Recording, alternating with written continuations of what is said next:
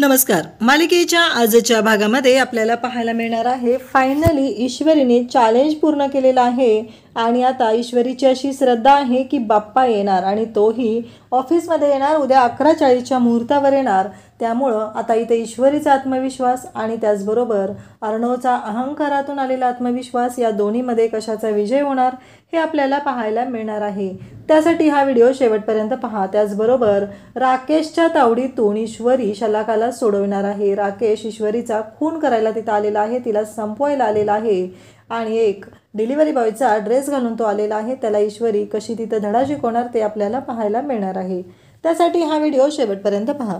तर इकडे अर्णव बोलत असतो. अर्णव ईश्वरीला म्हणत असतो की बरोबर आहे, मला माहिती आहे तू हे चॅलेंज पूर्ण करू शकलेली नाहीस. तेव्हा ईश्वरी तिथं म्हणते की अर्णव सर, पण अर्णव मात्र ऐकतच नसतो. अर्णव बोलतच असतो. अर्णव तिला म्हणत असतो की मला माहिती आहे तुला हे पूर्ण होणारच नव्हतं, म्हणूनच मी तुला सांगितलं होतं. खूप अवघड काम होतं आणि तुझ्याकडून हे काम होणारच नव्हतं.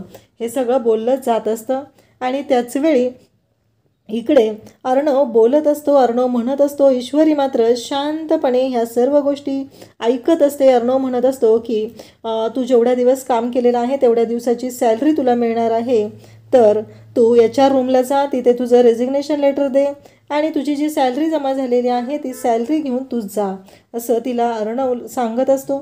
तेव्हा ईश्वरी म्हणते पण सर. तेव्हा ईश्वरी जेव्हा बोलत असते तेव्हा मात्र अर्णवला धक्का बसलेला असतो. अर्णवला ती डायरेक्टली सांगते पण सर त्याची काही गरज नाही आहे, काम झालेलं आहे. आणि मग ते मुलांचे मेजरमेंट सांगू लागते. ती म्हणू लागते की सर त्याची हाईट 5.2 आहे, चेस्ट एवढी आहे, विड्थ एवढी आहे, शोल्डर एवढा आहे. हे जे मेजरमेंट आहे ते ईश्वरी अगदी फाड सांगत असते. अर्णवने तिला दिलेलं हे जे अवघड काम असतं ते ईश्वरीने एका दमात पूर्ण करून टाकलेलं असतं आणि ईश्वरीसाठी हे काम सोपं झालेलं असतं, कारण ईश्वरीने डोकं चालवून ते काम केलेलं असतं. अर्णवला विश्वासच बसत नसतो. अर्णव तिच्याकडे बघत असतो.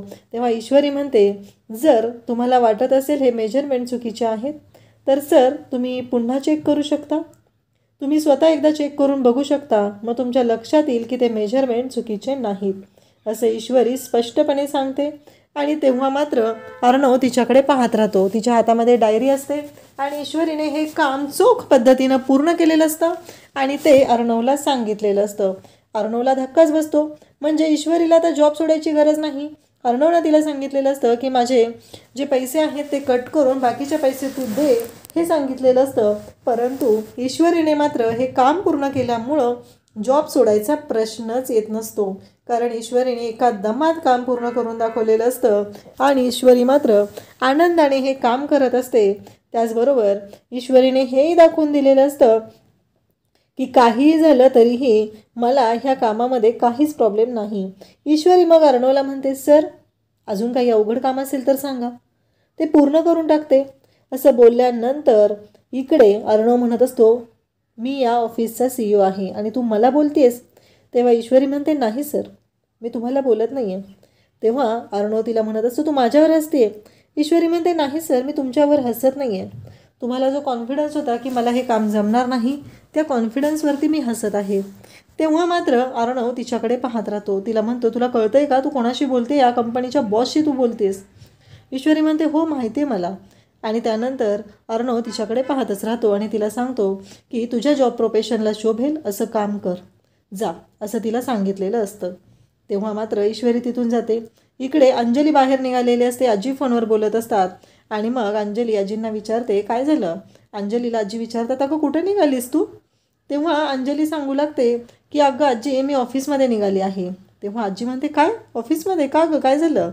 तेव्हा ती सांगत असते की अगं मागे गणेश जयंती साजरी करायचं ईश्वरीचं ठरलेलं आहे ना, आणि मग अर्णव आणि तिच्यामध्ये चॅलेंज आहे. आता त्या चॅलेंजमध्ये काय होतं ते बघूया. आणि मग मला तर वाटतं ईश्वरी चॅलेंज जिंकणार आहे, तिची बाप्पावरती खूप श्रद्धा आहे, असं बोललं जात असतं.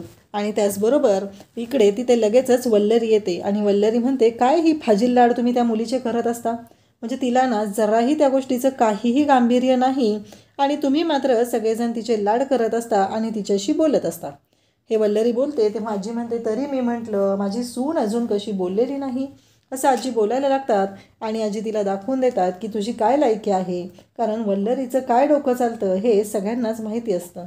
वल्लरीला आजी म्हणू लागतात की तू शांतच बस, कारण तू काही बोलायची गरजच नाही. आणि त्याचबरोबर इकडे आपल्याला पाहायला मिळतं की ऑफिसमध्ये आता ईश्वरी बोलत असते आणि त्याचवेळी तिथे मंजूताई आलेल्या असतात आणि मंजूताई म्हणत असतात की ईश्वरी, एवढं सगळं आपण केलं पण त्याचा काहीच उपयोग होणार नाही आहे. अगं गणूबाप्पा येणारच नाही आपल्या ऑफिसमध्ये. तेव्हा ईश्वरी म्हणते की नाही, मंजूताई चुकतंय, विचार करा. गणूबाप्पाची मर्जी असेल तर तो नक्की येईल. आपण लागूया ना तयारीला, आपण बघूया काय करायचं आहे ते, मी सांगते ना तुम्हाला. असं ईश्वरी त्यांना बोलत असते, त्यांना सांगत असते आणि त्याचबरोबर त्यांना म्हणत असते की आपल्याला काहीतरी केलं पाहिजे. आणि मग सगळेजण तिला म्हणत असतात की अगं तू असं कसं बोलतेस. तेव्हा ईश्वरी म्हणते की हो, मला माहिती आहे की गणूबाप्पा नक्की येणार आणि गणूबाप्पाची इच्छा आहे ना, मग तो नक्की येईल. तेव्हा त्या म्हणत असतात की पाहुणा, आणि ईश्वरी म्हणते झालं तर मग आपण पाहुणा म्हणून हे सगळं करूया आणि गणूबाप्पा येणारच आहे आणि आपण गणूबाप्पाची चांगलीच इथे पाहुणचार करायचा आहे. ईश्वरीचं असं म्हणणं असतं, चला चला आपण पाहुणा म्हणून गणूबाप्पाला आणूया, असं ईश्वरी स्पष्टपणे सांगते आणि सगळ्यांना घेऊन पुन्हा एकत्र करते आणि सगळ्यांना घेऊन ती म्हणते की चला, असंही आता लंच ब्रेक आहे तर आपण सगळ्यांनी एकत्र जमूया आणि तयारी करूया. बाप्पाचं आगमन उद्या होणार आहे, आपण नंतर बघूया. मग फुलं सगळं साहित्य आणलेलं तर असतं, पुन्हा तोरण बनवायची तयारी सुरू होते. काल अर्णवने त्यांना सगळ्यांना झिडकारलेलं असतं आणि पुन्हा ईश्वरीचा जो कॉन्फिडन्स असतो तो अगदी बूस्ट झालेला असतो आणि ईश्वरी तयारीला लागलेली असते. त्यांचं बोलणं ऐकलेलं असतं ते म्हणजे लावण्याने, आणि पुन्हा लावण्या तिथे येणार, पुन्हा तिची नाटकं सुरू होणार, हे सगळं माहिती असतं ईश्वरीला. या सगळ्या गोष्टींची कल्पना ईश्वरीला असते, तरीही ईश्वरी शांतपणे तिथं असते. आणि मग ती लावण्य जाते आणि अर्णवला म्हणते की यार, तुला माहिती आहे का, तू त्या मुलीला इतक्या वेळा बजावलेला आहे पण त्या मुलीमध्ये अजिबात फरक पडत नाही. आजही पुन्हा तिनं सगळ्या स्टाफला एकत्र केलेलं आहे आणि सगळ्या स्टाफला गोळा करून ती तिथे गेलेली आहे. आणि त्याचबरोबर तिने तिथे जाऊन पुन्हा एकदा ह्या सर्व गोष्टी करण्याचं ठरवलेलं आहे. आणि तिने सगळ्या स्टाफला गोळा करून ऑफिसच्या कॅन्टीनमध्ये जाऊन तयारी सुरू केलेली आहे. तिला जराही गांभीर्य वाटत नाही, तिला जराही वाटत नाही आहे की तुला विचारलं पाहिजे, तुझ्याशी बोललं पाहिजे या विषयावरती, पण तिला त्या गोष्टीशी देणं घेणंच नाही. तिला फक्त तिचं पडलेलं असतं आणि ती मुलगी त्याच पद्धतीनं वागत असते. हे सगळं बोललं जात असतं आणि तेव्हा मात्र इकडे जे बोलत असते त्यामुळं इकडे अर्णवला खूप राग येतो, अर्णवची खूप चिडचिड झालेली असते. अर्णव म्हणत असतो की काय आहे हे सगळं, काही झालं तरी ही मुलगी गोंधळ घालायची काही थांबतच नाही आहे, कारण हिला किती वेळा समज द्यायची आहे. आणि त्याचबरोबर आता अंजली ऑफिसमध्ये आलेली असते आणि इकडे राकेशही ऑफिसमध्ये आलेला असतो. राकेश ऑफिसमध्ये आलेला असतो आणि राकेश म्हणत असतो की आज हिचा सगळा मी खेळ संपवणार आहे, कारण तिने इथे मुंबईत येऊन गोंधळ घालत आहे, ही गोष्ट मला नको आहे. इकडे ईश्वरी त्याचबरोबर सगळ्यांनी छान असं तोरण केलेलं असतं आणि त्या म्हणत असतात की खरंच खूप छान तोरण झालेलं आहे, हे बोलणं सुरू असतं. आणि त्याचबरोबर इकडे आपल्याला पाहायला मिळतं की अंजली खुश झालेली असते. त्याचबरोबर अंजली तिथं आलेली असते आणि अंजली पाहत असते की या सर्व गोष्टी घडत असतात. आणि त्याचबरोबर इकडे सगळेजण तिथं जमा झालेले असतात आणि इकडे अंजली राकेशला पकडते आणि म्हणते तुम्ही ऑफिसमध्ये कुठं आलेला आहात, ऑफिसमध्ये डिलिव्हरी बॉयला अजिबात एंट्री नाही आणि तुम्ही पहिलं रजिस्टरला एंट्री करा आणि मग पुढे जा.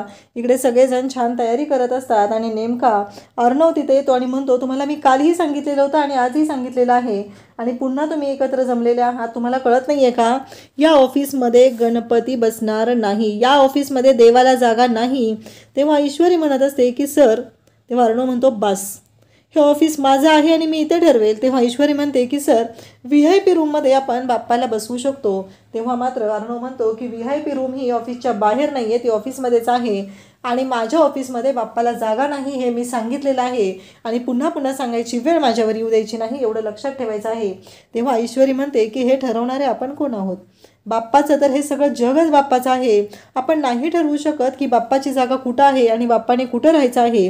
तो सर्वस्वी निर्णय बाप्पाचा असणार आहे, तो बाप्पा ठरवणार आहे की तो कुठे राहणार आहे ते. अर्णव म्हणतो बास, एवढा फाजील आत्मविश्वास येतो कुठून तुमच्याकडे, आणि सगळ्या स्टाफला ओरडायला सुरुवात करतो आणि मग तो ईश्वरीला बोलत असतो. तेव्हा ईश्वरी म्हणत असते की त्यांना बोलू नका सर, त्यांची याच्यामध्ये काहीही चूक नाही आहे, तेव्हा अर्णव म्हणत असतो मग चूक कोणाची याच्यामध्ये, कारण ईश्वरीने एवढं सगळं गोंधळ घातलेला असतो, पताके करायची तयारीच केलेली असते, सगळी सजावटीची तयारी असते आणि लावण्याने बरोबर इकडे अर्णवला आणून ईश्वरीचा पचका केलेला असतो. लावण्य फक्त काड्या लावायचंच काम करत असते, नावाप्रमाणेच ती लावालावी करत असते. अर्णव मात्र ईश्वरीवरती चिडलेला असतो आणि ईश्वरीवरती तो म्हणत असतो की बाद झालं, आत्ताच्या आत्ता हे सगळं थांबवायचं आहे आणि हे सगळं बंद करायचं आहे, माझ्या ऑफिसमध्ये हे सगळं चालणार नाही.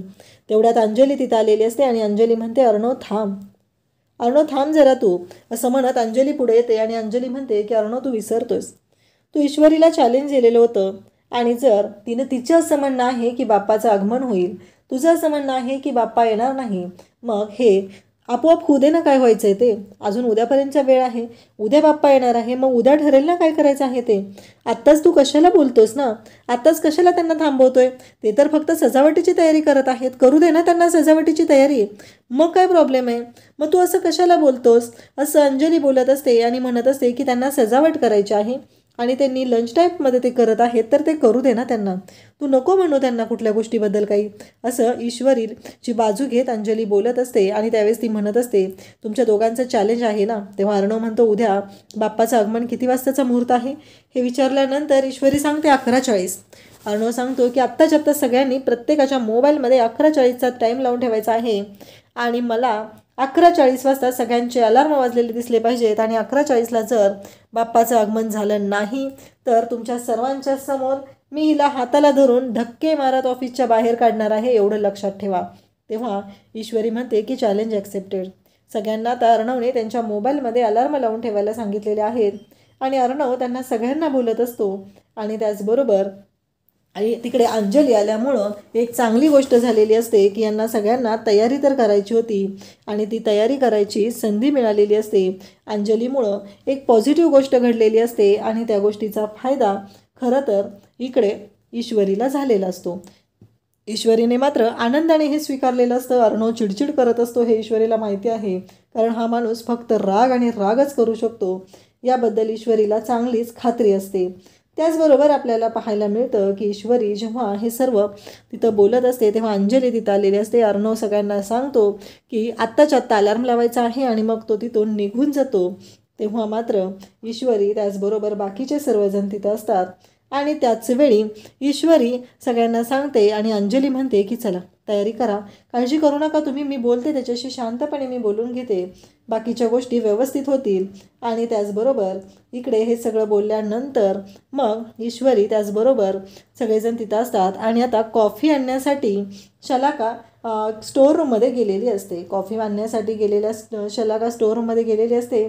तेव्हा शलाकाला प्रश्न पडलेला असतो की नक्की स्टोअर रूममध्ये कुठे शोधू मी कॉफी आणि स्टोअर रूम कुठं असेल. मग ती विचारते कॅफेचं स्टोअर रूम कुठं आहे. मग तिला समजतं आणि नेमका राकेश पुन्हा तिथं आलेला असतो आणि तो म्हणत असतो की चला चांगल्या ठिकाणी मला ही सापडलेली आहे, आता मी हिला दाखवून देतो काय होऊ शकतं ते, असं म्हणत तोही आता स्टोअर रूममध्ये घुसतो.